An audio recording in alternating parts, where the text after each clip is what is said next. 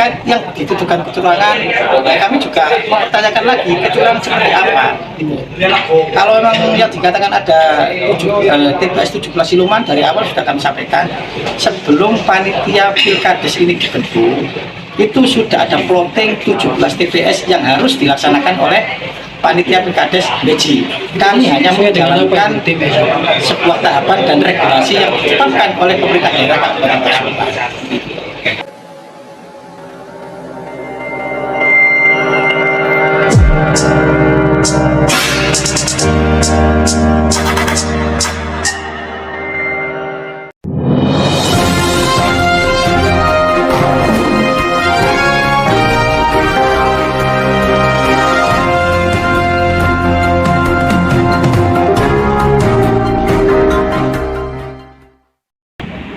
Kemarin ada beberapa hal ataupun media yang tersiar oleh oknum, yang saya katakan oknum karena branding diri yang dimana itu hanya untuk membranding dirinya secara personal.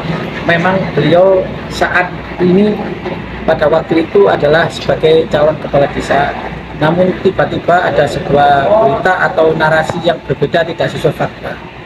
Secara prinsip, panitia pemilihan kepala desa Beji tahun 2023 melaksanakan amanah konstitusi dengan menjalankan tahapan-tahapan sesuai regulasi dalam rangka Pilkades serentak di Kabupaten Pasuruan, yang dimana Beji adalah salah satunya desa yang melaksanakannya pada tahun 2023. Dan syukur alhamdulillah pada tanggal 10 Oktober tahun 2023 kemarin kita sudah melaksanakan dengan aman, tertib, dan kondusif. Namun tiba-tiba ada sebuah laporan resmi ke beberapa pihak terkait termasuk media yang sudah tersiar kabar bahwasanya panitia menciptakan sebuah kecurangan ataupun hal-hal yang tidak sesuai aturan. Namun kami mengatakan, kami para panitia secara gamblang bahwasanya panitia pelaksana Pilkades 23 ini dari awal sudah melaksanakan sesuai aturan dan regulasi tahapan-tahapan yang sudah kita lalui. Terkait yang mengatakan bahwasanya ada TPS siluman, penekanan pemilih, lalu ada pemilih ganda atau ketua RT yang dikondisikan, itu sebenarnya tidak benar. Terkait pengondisian ketua RT itu kami juga tidak tahu. Dan penekanan pemilih perlu saya garis bawahi, memang kemarin itu kita mulai jam 4 sore sampai malam kita melaksanakan sosialisasi. Sekali lagi saya katakan sosialisasi kepada seluruh warga, rakyat atau masyarakat Beji. Karena perlu diketahui masyarakat Beji ini dipecah dengan jalan nasional, ada selatan jalan dan utara jalan. Di situ ada 17 TPS yang saya harus laksanakan dengan sosialisasi melalui dusun per dusun. Dan perlu diketahui bahwasanya Beji atau desa Beji ini hak pilihnya 8.244, jadi sangat banyak dengan demografi yang seluas-luasnya, seluas mungkin ya. Kita melaksanakan sosialisasi itu sendiri sudah banyak waktu yang harus kita luang, yang dikatakan sampai jam 12 malam. Jadi begini jabarnya, kami melakukan sosialisasi itu per TPS, kita briefing anggota KPPS untuk bisa melaksanakan dengan penuh kehati-hatian supaya jangan sampai ada hal-hal yang tidak diinginkan. Nah dari situ kita bukan menekan pemilih, cuma menekan angka golput. Jadi kita itu menekan supaya pemilih itu antusias untuk menggunakan hak pilihnya secara hati nurani seperti itu. Terus pemberitaan yang katanya TPS 17 siluman, bukan siluman, memang ada 17 itu. Jadi secara prinsip TPS 17 yang jumlahnya 17 ini memang sudah diproduk oleh Pergub sebelum panitia dibentuk. Sekali lagi, sebelum panitia dibentuk ini 17 TPS yang diplotting oleh pemerintah daerah Pasuruan melalui DPMP itu sudah ada. Jadi kita hanya menjalankan sebuah regulasi yang ada. Apalagi tahapan-tahapan yang sudah kita laksanakan sesuai aturan. Jadi terkait dengan 17 TPS 17 yang dipasalkan itu bukan siluman. Memang mau nggak mau tidak harus kita laksanakan. Pada awal TPS 17 itu sejatinya akan diadakan di balai desa Beji tempatnya.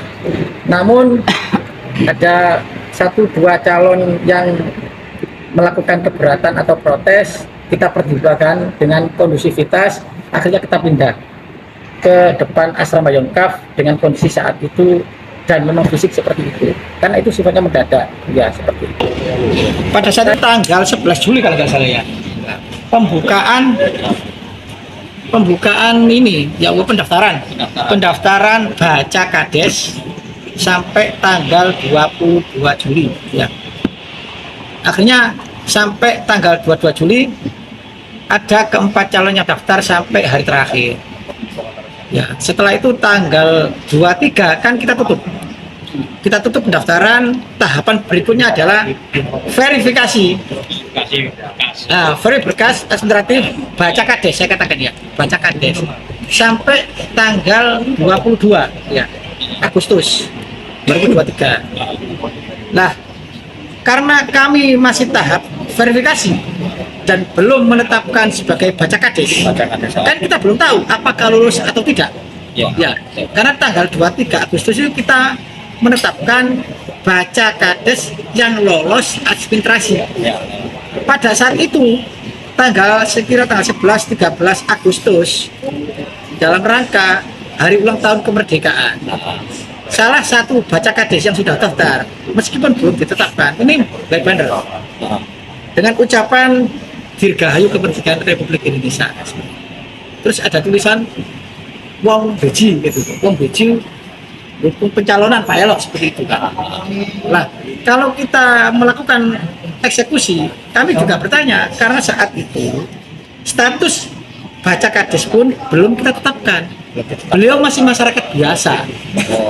Lah, kita nggak punya dasar hukum untuk menurunkan. Ya, seperti Mas Dian itu. Ya, betul.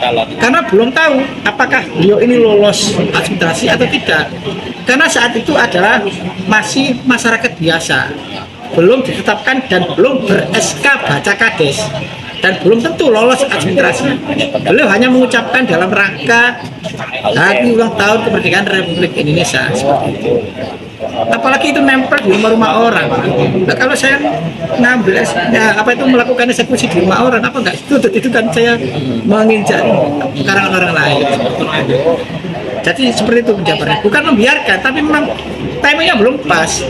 Regulasi belum menempel pada calon, kecuali kalau sudah ditetapkan sebagai cakades, bukan baca kades ya. Ditetapkan baca kades itu kita juga masih bertanya-tanya karena masih baca kades, belum melaksanakan rangkaian ujian dan sebagainya, yang akhirnya pada tanggal 8 September itu kita tetapkan sebagai calon kepala desa yang lolos segalanya, termasuk lolos federasi, yang lulus ujian. Sejak saat itulah regulasi menempel kepada calon kepala desa.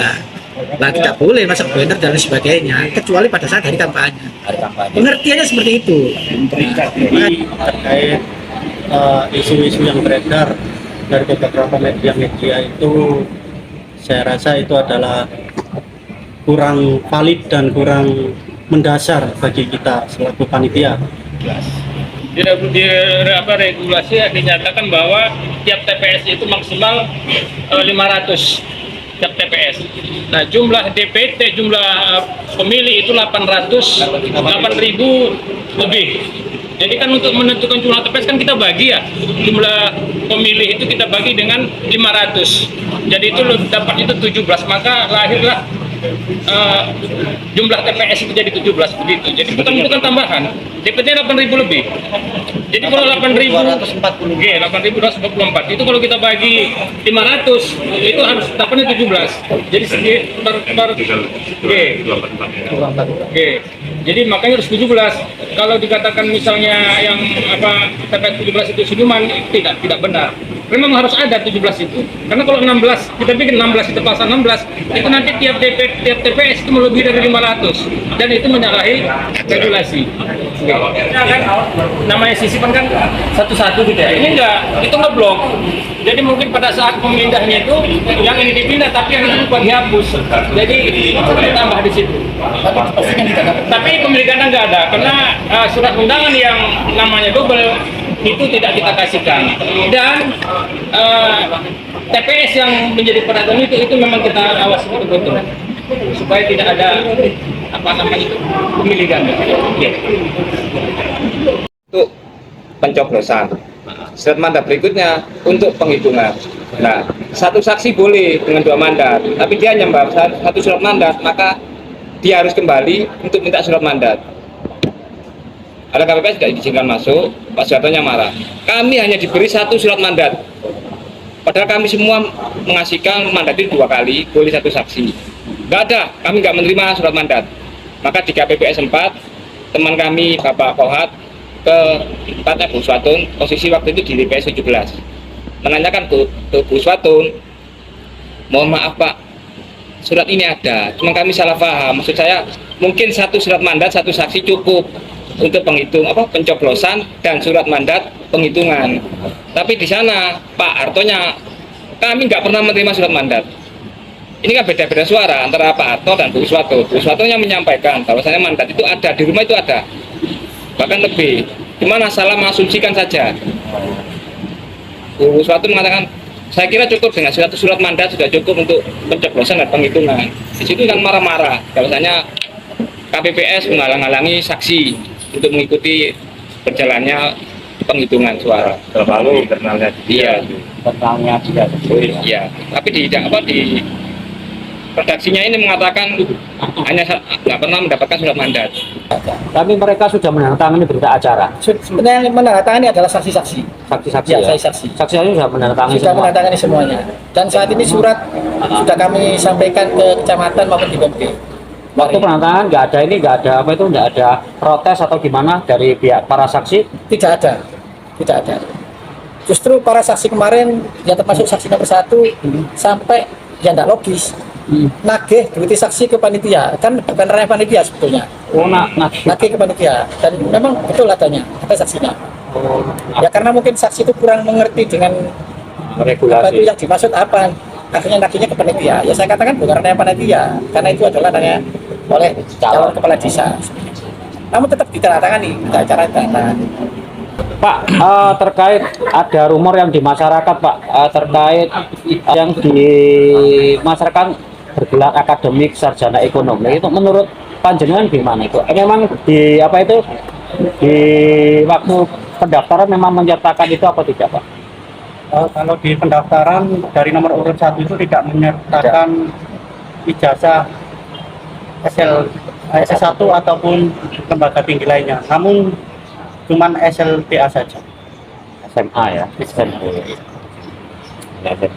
Ya mungkin beliau mengedarkan kartu nama ini ke masyarakat pakai gelar SI. Terkait SI-nya itu seperti apa kami juga tidak tahu atau tidak berhak mengatakan, karena pada saat pendaftaran dari calon nomor 1 ini hanya menyertakan ijazah akhirnya SMA seperti itu.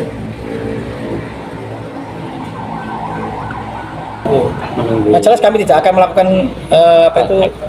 langkah hukum dulu, karena kita harus menunggu bahasa jawaban dari calon kepala desa seperti apa.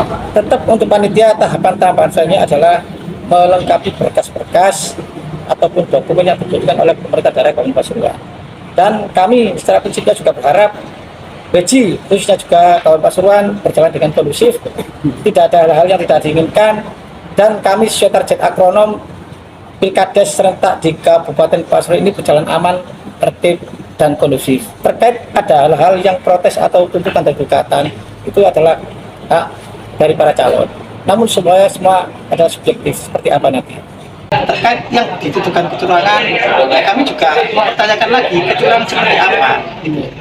Kalau memang yang dikatakan ada TPS 17 siluman, dari awal sudah kami sampaikan, sebelum panitia Pilkades ini dibentuk, itu sudah ada plotting 17 TPS yang harus dilaksanakan oleh panitia Pilkades Beji. Kami hanya menjalankan sebuah tahapan dan regulasi yang ditetapkan oleh pemerintah daerah Kabupaten Pasuruan.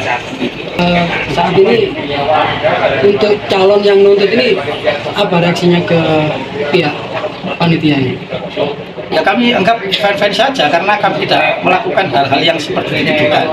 Cuma maksudnya gini, karena saya lihat calon kepala desa nomor 1 ini kan membranding diri karena beliau mengatakan sedikit-sedikit dia. Namun kalau ini suara rakyat, kalau ini suara pers, saya menghormati. Tapi kalau hanya untuk membranding diri, untuk membungkus sebuah personel untuk mengangkat sebuah reputasi, ya itu juga saya pertanyakan. Karena media ini adalah media massa, bukan media pribadi. Seperti itu. Kalau perolehan suara Pak dari calon yang nuntut ini dengan yang pemenang ini selisihnya berapa kira-kira? Kalau calon dari terpilih itu mendapatkan suara 4.469 lebih segitu.